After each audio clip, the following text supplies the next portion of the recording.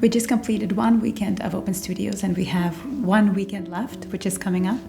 And I wanted to make a video about criticism. What I noticed is when you set out to do something different, the people with the most opposition will be those who already know you as you are now.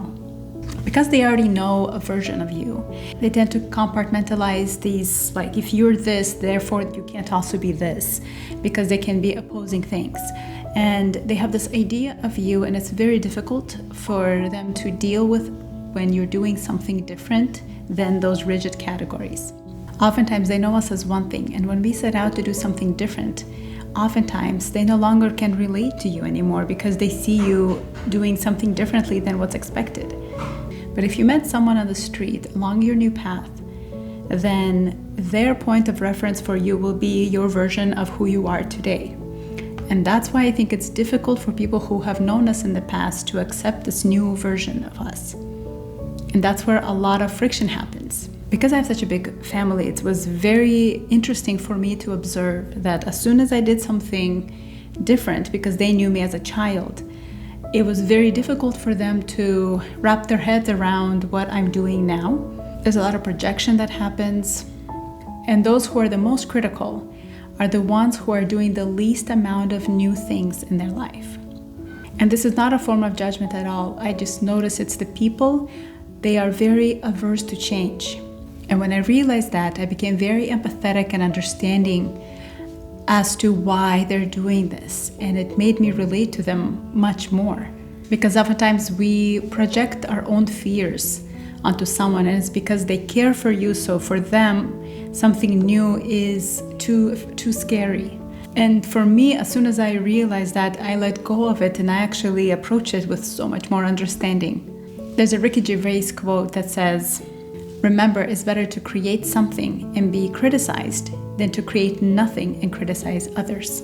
This is why I think it's the most important thing for us to do is to follow our curiosity in life. If we are spiritual beings having a human experience, then our curiosity is a roadmap to expansion of our consciousness and our experience in this human body. You guys don't know me well yet, this is only my 6th video, but I have such a deep belief in this that people who know me in real life usually come to me because they feel safe sharing new ideas that they may have or new curiosities that they would like to pursue. And I will always champion them following their own curiosity. There's a reason why you're interested in whatever it is that you're interested in. There's a reason for it. If your spirit is guiding you to pursue this new curiosity, it means there's an opportunity there for you to expand your consciousness in some way. I've had people tell me from who knew me as a child, and they say, "Oh my gosh, you're so different." And they say it as a jab. "You're so different than how I used to know you." And they don't know oftentimes that it's a compliment from me. Well, actually they do know, because my normal response is, "Yes, we're supposed to change. Thank you so much for noticing." And that just, usually this response takes them aback, because most people go into justification of, no, I'm still the same. No, we are constantly changing. We're evolving. We are nature. We're cyclical people. And carrying that childlike curiosity into adulthood prevents us from becoming stagnant in life.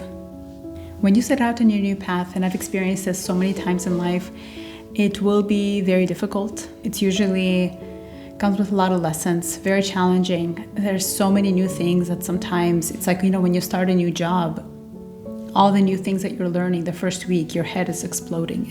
It is very difficult to do something new because you're changing your habits, you're changing your structures. In order for you to become this new version of yourself, you have to go through a rebirthing process, and you will be deeply uncomfortable because in the comfort zone, no expansion happens. Look at how cyclical nature is. The uncomfortable feeling can be difficult and painful because there are so many unknowns. But if you really think about it, even your comfort, there's a lot of unknowns even in your comfort zone as well. We don't know what will happen to us in an hour. It's almost holding on to the perception of comfort. Life offers us many moments of disorientation. There are times in our life when we're pulled away from the familiar and into the unknown.